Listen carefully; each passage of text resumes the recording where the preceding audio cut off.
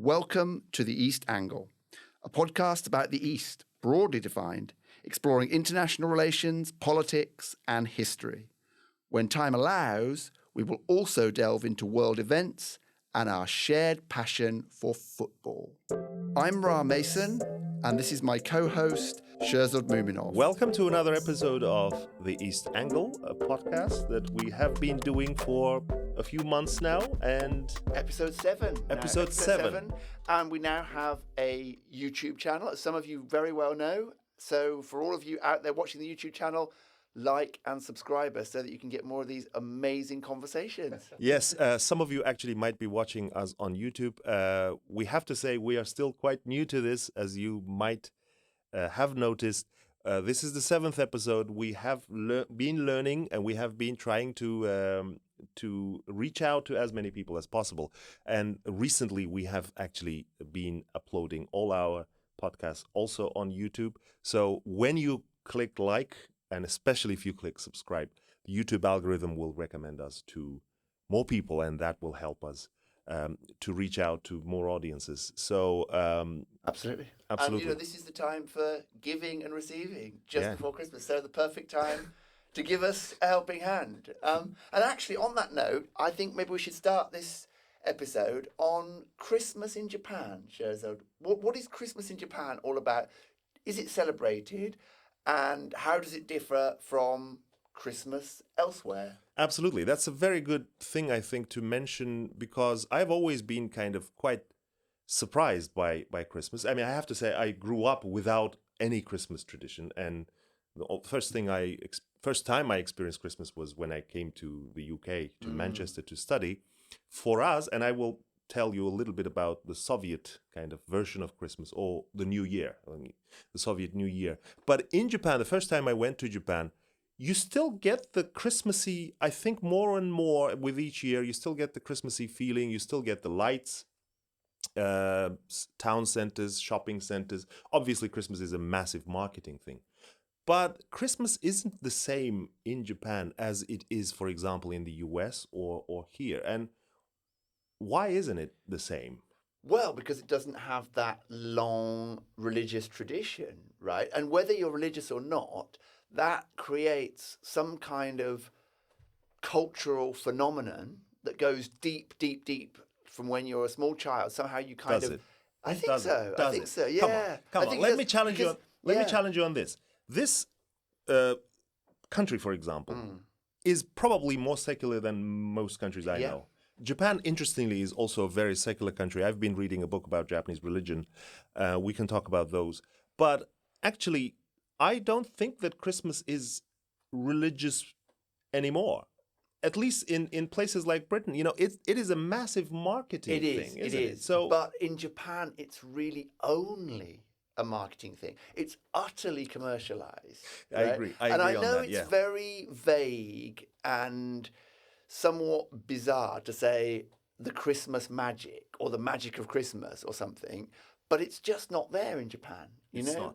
And if you go anywhere, any country where Christmas is celebrated from that religious tradition, even if you're utterly secular or completely atheist, you still feel the magic of Christmas. Yeah. And I think that's just somehow not there in Japan. Whereas, New Year, it's in some ways the reverse. Spending New Year in Japan, right, is very, very special. Yes. And it has a completely different feeling. Which is kind of quite close to me, because for me, the New Year is more of a prominent holiday. But, and this is an interesting thing, the New Year in the former Soviet Union is pretty much like Christmas, and I will tell you why. But let's go back to the Christmas in Japan. One you mentioned you used the word bizarre. I don't know. I wouldn't go so far as say it's bizarre, but there's certainly strange things. For example, Christmas Eve in Japan has nothing to do with Christmas Eve, for example, in this country. It's more like the Valentine's, isn't it? Yes. So can you tell us a little bit more about this? Exactly. So Christmas Eve, you're expected to probably take your loved one, romantic loved one, out to dinner, maybe kind of spirit them away from the everyday and enjoy some of the finer things of life. And this is also kind of, as Sherzod mentioned, almost like a secret Valentine in the sense that, for example, when I was working in Japan in a city office, they would say to me, "Oh, well, it's Christmas Eve coming up. What are you going to do with your girlfriend?" As if it was like this very, very kind of special and separate occasion. And then on Christmas Day, everything suddenly changes. Everyone is just given presents just on the day, but that's it. They eat Kentucky Fried Chicken, which is another bizarre. There are other chicken products available. I mean, there are worse things in this world than Kentucky Fried Chicken. And then the Boxing Day, all the shops, everything's gone, Yeah. and it's New Year, just like that. Yeah. Well, there is very short turnaround between Christmas and the New Year, so you have to give them that. And Christmas is not even a holiday. You're No, expected to go into work. It isn't a on national Christmas Day. holiday. And then, if anything, another kind of difference would be Christmas isn't so much about family in Japan, is it? Yes. Because here, for example, it's family. It You is. go and see your family. I mean, some people actually see their family once a year during Christmas time. Whereas in Japan, I mean, you have probably Obon is more like that in Japan, isn't it? Where And even New Year, right? I mean, that's Even the the thing. New Year, yeah. Christmas is almost like New Year in Japan in some ways, or the reverse of, here to there. Yeah. But it's really interesting. It's also kind of amazes me. It also amazes me how much each of these occasions, be it Christmas, Valentine's, New Year, in Japanese case, it might be Obon or it might be other national holidays in other countries, how much they have now become marketing opportunities for businesses, which I don't know, some people like or some people dislike. But for me, it's kind of, yeah. I mean, I'm not cynical, but I do understand. I do understand how important. Especially, we're going to talk about economy. We're going to talk about domestic consumer spending in Japan. I think if it helps the Japanese economy now, you can't really complain about it. Well, certainly for 2024. I mean, we started off in 2024 with the Noto earthquake, and that really set, I guess, the tone for a year. But then, as you say, Japan kind of emerged from it. So, what were the key things that happened in the course of 2024, from your eyes? In Japan? Absolutely. I think the Noto earthquake was probably the most memorable, maybe because it happened on the New Year's Day. And while we're at it, what is the significance of the New Year's Day? What do Japanese people do on New Year's Day that it makes so much, that it has so much importance in people's lives? Well, it's multiple. I mean, for a start, as you say, as a moment in the calendar, it's the one time where every business shuts. There are now, 7-Eleven, convenience stores or whatever that are actually open on New Year's Day. But essentially, it was the one time where the family gets together, commercial activities stop. You respect, the family, depending on your religious position. It's obviously has a lot to do with the family as a whole, meaning not just the immediate family that are there living, but also those who have passed away. Yeah. Grandparents give money to their grandchildren and so on. There's lots of special food. With special meaning. Yeah, exactly. Yes. So, it's in that respect, it is very unique, I would say, within the Japanese calendar, because even the other traditional events that are still honoured, they have been utterly commercialised, and they have been warped in some cases out of all recognition. And there's a kind of move towards reducing them, and in some ways sort of hollowing out what was tradition in Japan. But New Year still has this very special. Yeah, and it's also has a spiritual dimension too. I just said that Japan is probably one of the most secular countries, or less religious countries. Spiritual maybe, but less religious, as in, people observing certain religious rites or going to shrines, temples. But if there is one day or one of the few days in the year when almost everyone goes to a shrine and a temple, it's the New Year's Day, which is quite interesting, quite the contrast, because I was talking about post-Soviet period, and the joke goes like in the post-Soviet countries that 1st of January is the day when you lift your face out of a salad, because everybody gets drunk on the 31st, or lots of people get drunk on the 31st as they celebrate the New Year. But speaking of the Soviet New Year, this is really interesting because historically this was a concerted effort, kind of quite a conscious effort on the part of the Soviet Union to create a certain holiday, or to make a holiday that appeals to the masses, appeals to the people, but blend in certain aspects of Christmas. And I, who grew up in the former Soviet Union, who celebrated New Year as a child, and if you go to any school or any kindergarten, even, you have these, massive Christmas trees with children dancing around them. You have children reciting poems.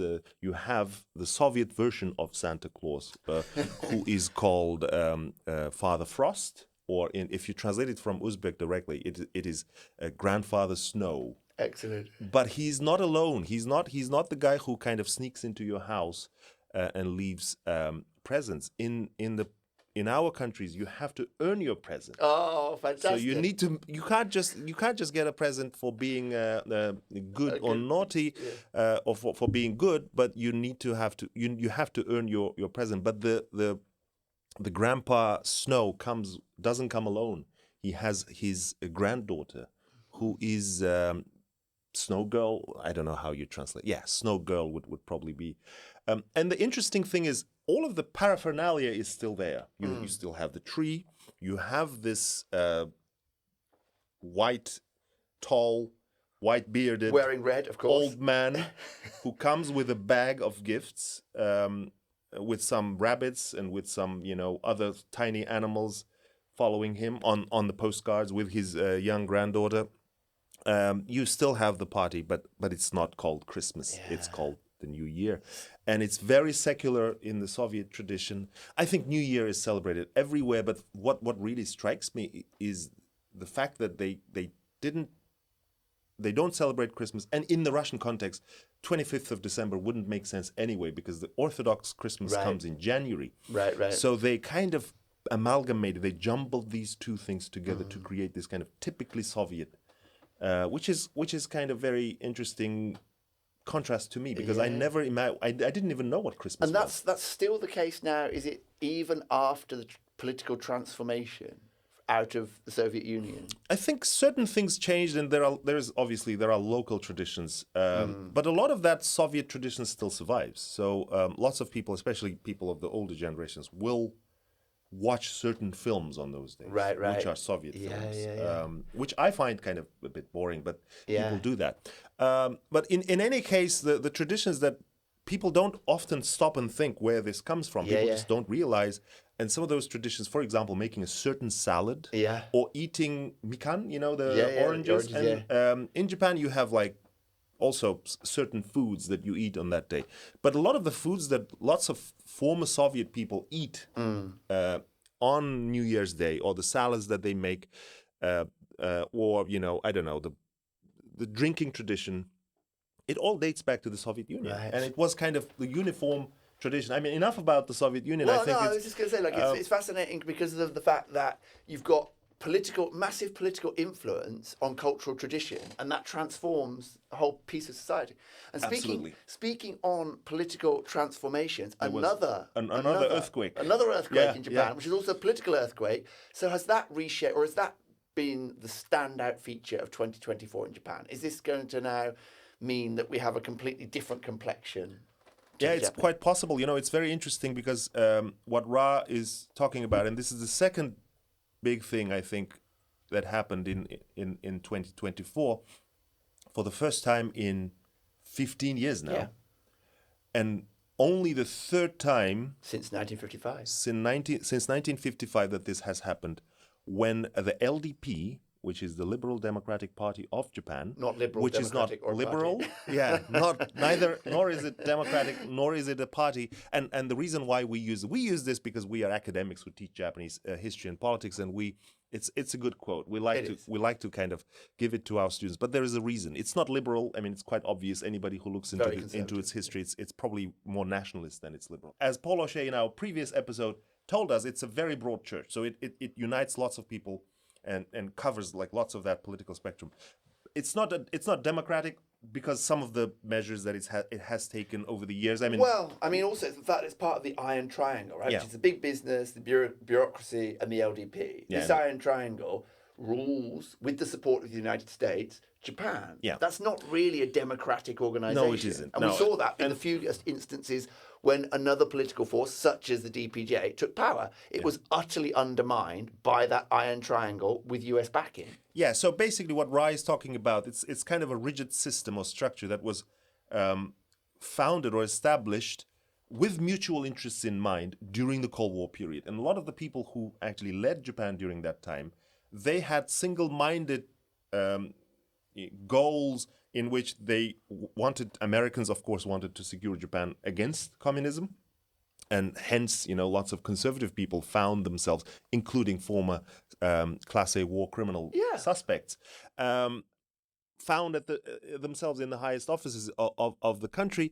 But also from the Japanese perspective, it enabled some kind of political stability. It did. And economic stability, because the political stability then enabled Japan to achieve that economic growth. And I think this is the interesting thing, because you raise a really, really important point in the sense that often political critics of Japan, myself at times guilty of this, look at the LDP and we know how the party works roughly, and we see it ourselves in Japan, the kind of corruption, the nepotism, the rigid structure by which that political system is maintained. And we think this is outrageous.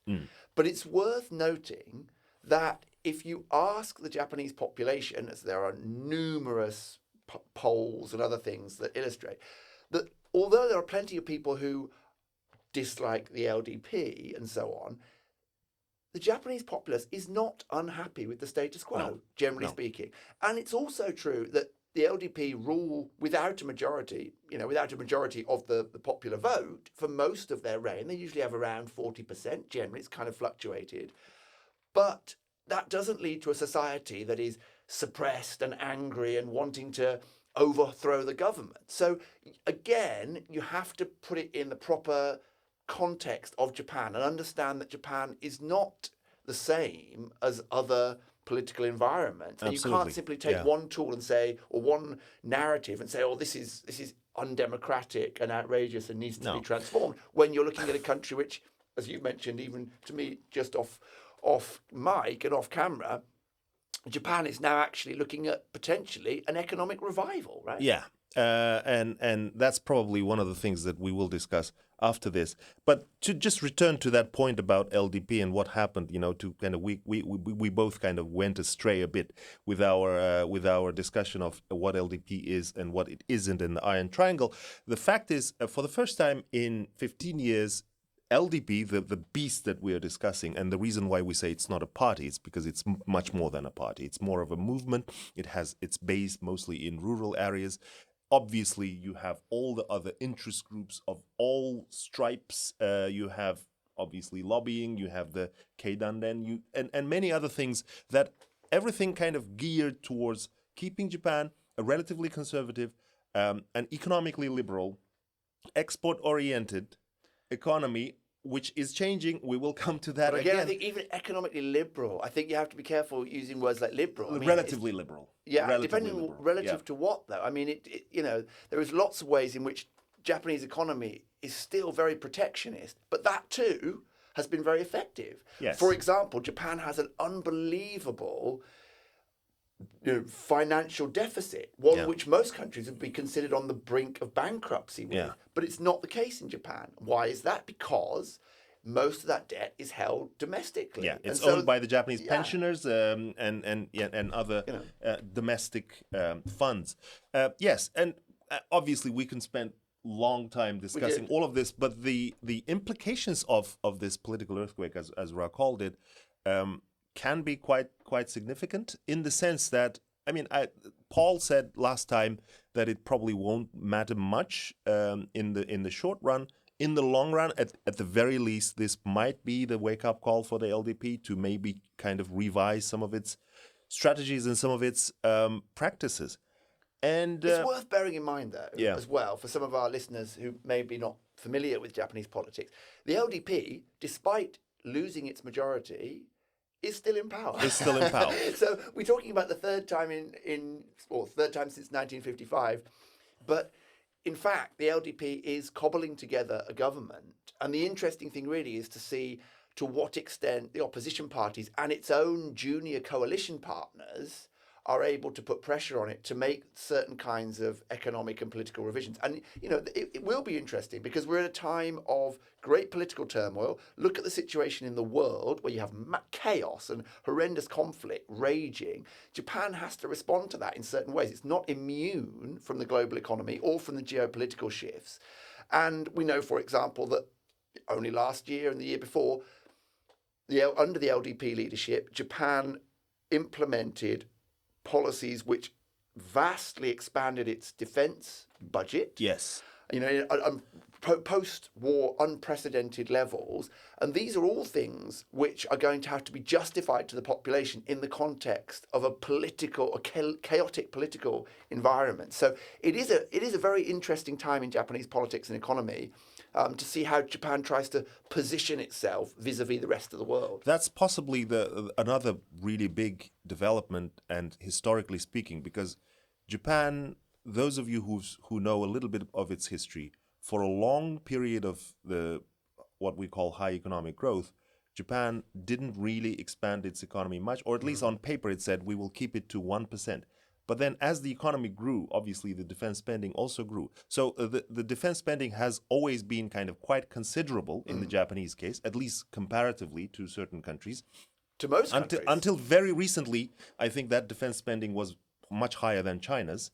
And it's a country, don't forget, it's a country which claims to not have a military. I mean, of course, in reality, it does. It has one of the 6th or 7th most expensive military on the planet. But it's a country which constitutionally cannot use the military to resolve international disputes, which officially has no army, navy, or air force. They're all supposedly self-defense forces. Yeah.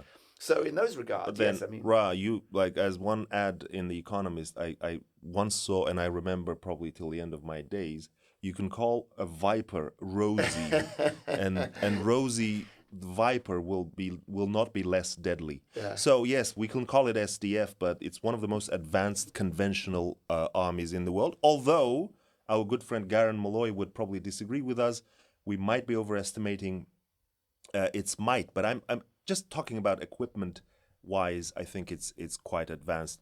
And the reason why I mention this defense spending is it's a big change to, for example, the Cold War period. Even during the Cold War, Japanese defense spending was big, but it's not like compared to its economic might. Yes. And I think it was kind of in line with Japan's identity of being an economic powerhouse or economic superpower, more than a superpower that asserts its influence on the world through geopolitics or military.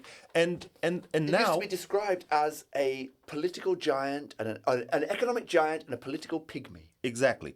But that is, I don't know that this big increase will change that, but at least it's an increase. So in 2024, the defense budget reached or actually went over $50 billion, which is actually for Japan is not that big a sum, but it is a lot of money for a defense budget. I think it's probably 1/5 of Russia's defense budget. But then Russia's defense budget is 40% of its overall budget. So you can just kind of, just for comparison, it's a massive amount for a nation that, as Ra just mentioned, completely disavowed any resort to military violence. So, which leads me to the question of, and this is a question to Ra: is Japan becoming a more normal country? Because one brief thing before you answer, Ra. Japan becoming a normal country, or Japan becoming a beautiful country, it's not just a saying. It has been something that consecutive Japanese leaders have been trying, especially conservative Japanese leaders like the late Abe Shinzo, have been trying to achieve, to make Japan more self-reliant, to make Japan more assertive, to make Japan able to defend itself. And for the first time in a few years, through the convergence of factors that we don't normally see converge very often, external factors, Japan is, for the first time in many years, has an inflation economy, not a deflation economy. It has growing defense budgets, and it looks more like a normal country. Well, Dick Samuels, who, by the way, is an excellent football referee, which we could get into later, Yes. will tell And a you. judoka. Is he not a judoka? I think both. Both, yeah. He's yeah. certainly a top football referee. Yeah. And by football, I mean soccer. Okay. But yeah, football. Dick Samuels, as one of the leading scholars in the world, really, on Japan's geopolitics, has a long time ago, going back to the early 2000s, talked about the slicing of the pacifist loaf. Okay. Right? And that has happened. That's continued to happen.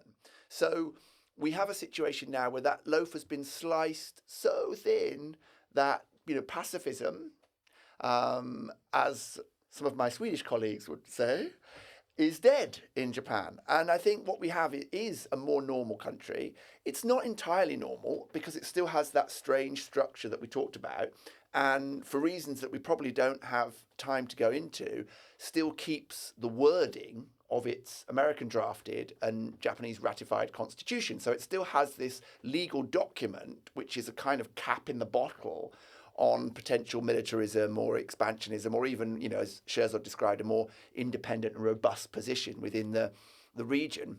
But it's also worth bearing in mind that there is a subtle and fundamental difference between what you might describe as Japanese conservatives and American-aligned political elite and the US establishment itself, which sees themselves as kind of on the same page in regard to geostrategy. So there is a group, if you like, that are sort of leaning towards the US very much, and the US, of course, itself supporting this, that see Japan, again, to use another analogy, as the unsinkable aircraft carrier in the Western Pacific.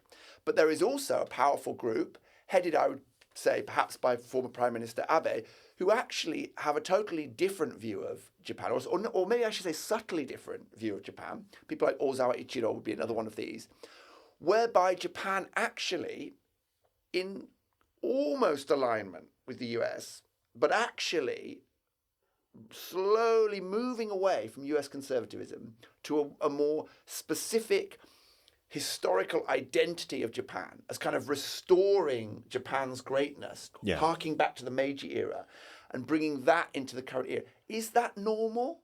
Well, if you look at this kind of the hard data, the quantitative stuff on, yes, military spending, or even on the economy, on relations with other countries, maybe. But in terms of identity, I think it still has this very unique and specifically Japan-esque quality to it. Oh, absolutely. That's a very good answer, actually. And I think that Japan-esque foundation, or the flavor that the Japanese democracy has, which is slightly different from what we are used to seeing in the US or in the UK, will ultimately probably shape the future Japan that, Paul mentioned the Japan that could have been, that the DPJ failed to bring about, but in one shape or another, there will be some form of some changes that will see Japan actually try and assert itself, I guess, or the LDP will have to do that. But then, so will it have the economic power to do that? I mean, we've got a declining demographic. You mentioned that the economy is maybe on the up. What are some of the factors driving that? Yeah. So interestingly, some of the things we can't really talk about everything when it comes to the economy. What we can mention some of the things. So the economy has been recovering. So there is cautious optimism among the analysts. Quarter 2 of 2024 was, I think they saw some growth of 2.2%, and quarter 3 had a bit lower, but still positive growth. In real time terms, this is still recovery, so it's not real growth, but they're all quite kind of cautiously optimistic.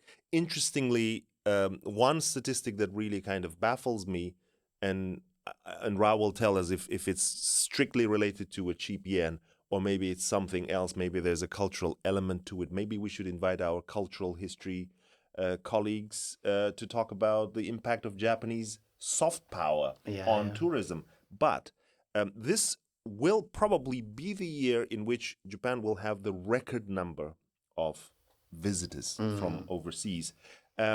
Interestingly, the previous record number was just before COVID, the year 2019. During COVID, obviously, the numbers plummeted, but In 2019, Japan had 31.9 million people coming from overseas. And that in itself is a massive number. I mean, if you don't put it into context, it doesn't mean much. But if you look at the previous 7 years, Yeah. in the 7 years before 2019, so 2013 to 2019, that number had tripled. Wow, yeah. So in 2013, there were about 10 million people coming. And in the 7 years, and don't ask me why, we don't know. So from 2013 to 2019, there was this absolute skyrocketing of visitor numbers. And since COVID, last year was okay, 25 million-ish. And this year, already, as of the 1st of November, the number stood at about 30 million, which means by the end of this year, there will be a record crop of visitors. So why is it? Is this because of the cheap yen, or are there any other reasons behind this? There are other reasons. I mean, the cheap yen is very attractive. You have an amazing situation. For example, obviously in Okinawa, where I spend a lot of time, you 10, 15 years ago couldn't really have imagined that Okinawa would be flooded with Chinese tourists coming to the islands and spending money because Japan was so cheap to come to, and that you could do a bit of base tourism, go and see real live American service people, stare through the fence at them, go to the shopping malls and get tax-free stuff at super cheap prices and take that back to China. This is a kind of reversal, really, of the kind of tourism that we used to see coming outward from Japan. So the cheap yen is definitely a factor because it pushes down high quality products at low cost, and this of course is attractive to people who now have, you might call them nouveau riche or whatever, from South Korea or mainland China or Taiwan, who have the money to spend on it. But I think it's also, you mentioned soft power. It's a massive success of Japanese soft power. You know, Cool Japan, and the fact that Japanese bands, Japanese artists, not as big as Korean bands though. True. But you know, it must be, you know, I agree with you. It must be. I remember, I think I witnessed the beginning of this Japan craze, or whatever you call it, or Japan craze specifically in East Asia, because the numbers I mentioned, 30 million, 60% of all of those visitors come from East Asia. Can you guess the country from which most of them come? Well, I think you've just told us. It's South Korea, right? Yeah, it's South Korea. It's amazing. You know, you would think it's China. I think, well, if you put Hong Kong in China, probably China will have more visitors than from South Korea. But in 2014, I flew from Japan via China to Europe, and I flew with Air China. And I remember this very, very clearly. When I tried to put my bag, my carry-on bag, into the overhead luggage bins, there was just no space. And what really kind of surprised me, this is 2014, so the yen was not cheap at the time. Right. Yen was actually quite expensive, around 100, 304 probably to $1. But every one of those overhead bins was filled with Japanese rice cookers.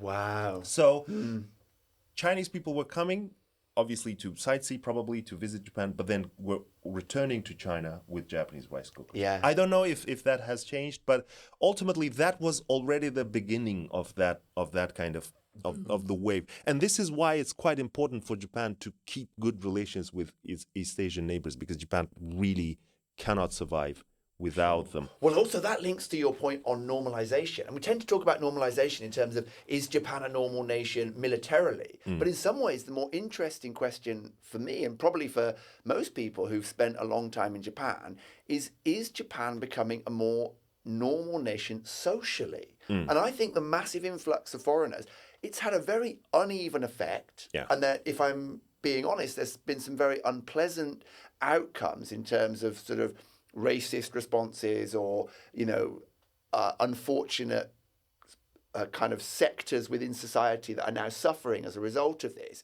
within Japan. But nevertheless, the overall effect of having more foreigners come to Japan is that Japan is normalizing, when once upon a time we could have pulled out any number of weird incidences where just as a foreigner you were treated very differently, or you didn't see a foreigner for days or whatever else. Now it's kind of globalizing the Japanese society, no? You can't escape this. You know, the bad news that we see once in a while, and in a nation of 124.7 million now, and the reason I mention this precise number is 2008 was the year when the population peaked, and it was 128.1. And that was the peak. And if it continues like this, and the birth rate stands at very low now, it's a bit higher than it used to be. 1.2 was the number per woman, per family. Well, per woman, because but the healthy number is 2.1, and now it stands at 1.4. So it's not as low as in South Korea, but it's still quite low.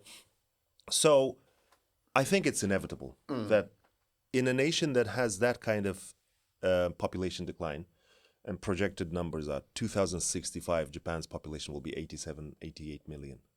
Wow, that's So, incredible. well, 2050 is probably going to be, if it continues at this rate, the population will fall below 100 million in 2050. Hence So, plans for immigration increase. yes, you have to increase immigration because there is nothing there is no fast fix to this problem. And in a way, culturally too, like we see one or two kind of incidents where a restaurant will put out a sign saying like no foreigners, or some of them will be openly racist and say no Koreans or no Chinese. I recently read a news that I think one of the university's application platforms, which were directed towards China, I think they played a certain trick in which they inserted into the code the word Tiananmen Square, so that it doesn't appear in searches in China. Do you know why? Because they didn't want Chinese applicants? They didn't want Chinese applicants. Yeah. So, I mean, it's quite an ingenious, but also at the same time, some horrible way of discriminating against Chinese people. So, I mean, ultimately, the hope is that these changes that you mentioned, so more foreigners, and you just noticed this, and I, for one, am very happy.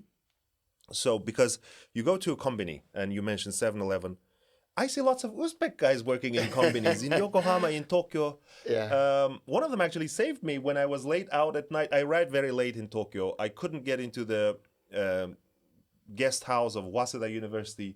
And my phone, obviously, I didn't have a SIM card. And I was a bit lost.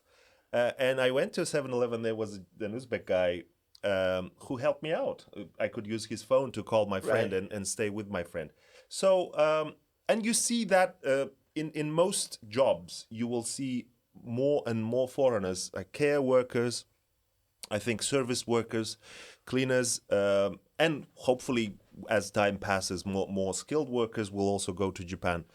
More people are learning Japanese in Asia. I mean, I can speak for my country. In Uzbekistan, more young people are learning Japanese.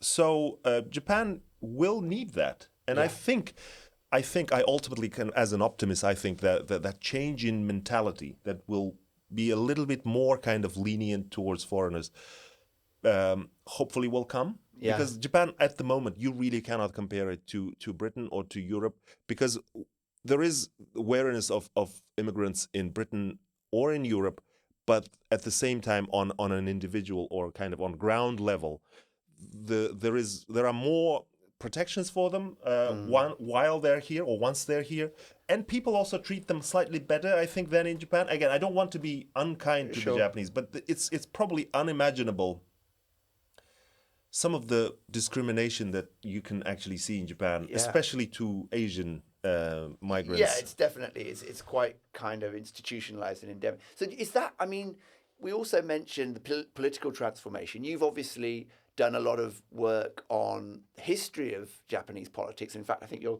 going out to conduct some archival research just next week. Is that right, Sherzod? So maybe you could give us a sense of, is it the case that there is the potential for Japan to transform its politics and that might directly influence society? Or is it the reverse? Is it that society creates this conservatism and this wariness of foreigners? You've just given me the perfect example of chicken and egg. But it's right. You know, they are obviously, and in any country, society and state, often in cooperation, sometimes in standoff or some kind of competition or rivalry. And that's how it should be. Civil society should actually regulate the state. Obviously, state has its own institutions to regulate it, but you ultimately have to be accountable to the people, to the communities. Yeah. And then the state, of course, then regulates certain behaviors of individuals through which, of course, the society is also kind of shaped in one way or another. Right. So I like looking towards the future in the Japanese case. Japanese history has been one of the things that makes it absolutely fascinating for someone like me, but for anyone who is interested, is it's a history of upheavals and then recoveries. Upheaval after recovery. I don't want to oversimplify it. Obviously, history is a lot more complex than that. But what we are seeing now is, hopefully, again, if we believe, for example, Mitsubishi UFJ, which is Japan's biggest bank, research and consulting arm, they talk about ongoing gradual recovery. This is a quote: ongoing gradual recovery that will continue 2025. Deloitte also write this. So. Cautiously optimistic. Hopefully, Japan is becoming normal. I mean, whether it should become normal, it's a completely different question. But at least from this very long and very hard period of COVID and inflation, high energy prices, cost of living crisis, low yen, all of those things. I mean, low yen probably isn't so bad for an export-oriented economy, which the number, like, strangely somehow the amount of exports is going down, and that's another reason why I say a nation that since Meiji period has been export-oriented is relying now on domestic consumers. Well, yeah, because it's lost most of its major export industries. Yeah. I mean, that's the underlying cause of that. So whatever happens to the economy, to the yen, some of that domestic consumption, of course, it's by the tourists who are coming. So Japan's population is what I just mentioned, 124.7 million, but 30 million visitors a year. So that's a fourth of the nation's population visiting the country in each year. And of course, they come and they spend the money because yen is cheap. So economically or socially or culturally, hopefully, as long as the semblance of political stability that we mentioned with LDP, that the LDP can hopefully secure, stays, then we can hope. Because, Paul O'Shea last podcast episode mentioned that ultimately Trump will be good for Japan. That's a big question. Okay, maybe not. For those of you who are interested in this, please go back and listen to the previous episode. What will Trump's win mean for Japan? And that just... But I think if we're talking about Japan's normalization and maybe even transition to, what shall we say, a society that could be a global leader, there's one thing, it's a little bit of a forced transition, but there is one thing that it does have to change. And that is that football has to become more popular than baseball. Oh, I don't think that's going to happen. No? Do you think it's going to happen? Eventually, right? In the same way that if we keep having higher numbers of tourists visiting Japan, higher numbers of immigrants, slowly that will transform the sporting landscape. We already have a functioning cricket league in Japan that is largely supported by foreign nationals playing cricket. And in the case of football, you've got the J League already there, set up, ready to go, and it's just a case of generational change. But of course, Japan is the best in the world at baseball, so maybe it's going to be a long shot. Okay, let's take a quick break, and after that, briefly discuss the question of why is baseball more popular than football or soccer for the American listeners.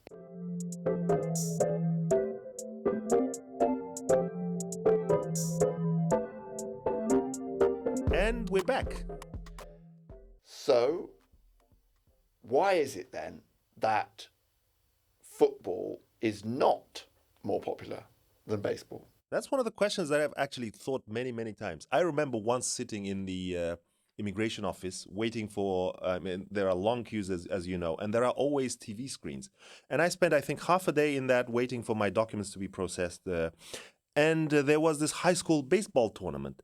And this is my kind of honest answer to all baseball fans, or my honest kind of confession to the baseball fans. I really thought, okay, this is my opportunity to understand baseball. And I spent, I think, at least an hour watching the game. and I have to say, I'm sorry. I still do not understand baseball. I really think it's just really boring. Please don't be offended if you're a baseball fan. But one thing about baseball that actually a lot of people get wrong is, and I was one of those people, a lot of people think, and I hear lots of people ask this question, that baseball is popular in Japan because of American occupation, because of World War II. While in reality, baseball was first imported into Japan in the Meiji period. So it has been popular well before the First World War, the Second World War. It was popular well before, actually, interestingly, before football became a thing. The English league, which is the oldest league in the world, 19th century. And actually, there was cricket in Japan before there was football in Japan. Okay. And in Ra, fact, maybe for non-British or non-cricket watching audiences, briefly, explain cricket? No, not all of it. Well, I know how complicated it is. So maybe just define cricket. I don't think we don't need to define cricket. Okay, I'm going to tell the listeners now. We don't need to define. I'm pulling his leg. He's okay. Ra is a massive cricket player, and he's one of the very good cricket players. Oh, not very good. I do not understand cricket at all. I mean, again, he will hopefully not hate me. I understand cricket less than I understand baseball, but I've played football with Ra. And he's one of the absolute top, no-nonsense defenders or sweeping midfielders who, like, he can play as a centre-back. He can play in front of the top, like back four or back three, whatever your defense is. Equally in football, useless in all positions. Yeah. No, So, but then cricket, I think he's also quite good at cricket. But sorry, don't let me derail your talk about baseball, but cricket. cricket is the original format of baseball. So in one sense, even from that Meiji time, what happened was that US influence outweighed British influence, even during the times of the Anglo-Japanese alliance. Yeah. And you have the emergence of baseball. You mentioned that baseball is somehow difficult to understand. I used to have that impression of baseball until watching it for years and years in Japan and realizing that it is basically a simplified version of cricket. Yeah. And so it's actually surprising to me in a country... Americans will hate you now. Yeah. Well, it is fascinating though in the sense that cricket is a much more complicated game, and there are more complicated games in Japan, and the attention to detail in baseball, particularly in Japanese baseball, is exceptional in terms of tactics, in terms of statistics. And so you would think that cricket is a much more naturally kind of well-suited game to the Japanese populace, but it doesn't seem to be the case. Whereas baseball is somewhat simplified, and yet it's hugely popular. So another topic for another day, but like, why is cricket not popular outside the former British Empire? Yes, well, topic for another day. Okay. Just maybe in a similar way, because our time is coming to an end. But in a similar way, I think that baseball is only very popular in about 7 countries in the world. In terms of super popularity, Yeah, right? like the main sport, Yeah. like in places like Taiwan. Sure. I think that's where that kind of South fallacy comes from. That it's only popular in the U.S., in Cuba. and in American Yeah. allies in East Asia, and hence I think comes the idea that it must have been planted by the Americans, which it was, but not after the Second World War. Not planted, but popularized, Sure. should we say? And it's massive. There have been exchanges, there have been matches, there have been tours. Baseball teams coming to Japan before, in Meiji period. Japanese players traditionally going to play in the American Major League Baseball. Otani is, I think, the biggest example, but we used to have Ichiro. And going on even before Ichiro, we had Ono as well. Yeah, I mean, yeah. so it goes. Oh, there were many others like in the old days whose names we don't know. Yeah, but very like great exchange of players and Yeah. so why is there something cultural? Is there something, just to answer that question that we started why is football, which is, again, we have to say, is becoming more and more popular? Japan is, I think few people will argue with this, Japan is the best football team in Asia currently. Yes, exactly. So why is baseball still big? Well, Or will football overtake baseball anytime soon?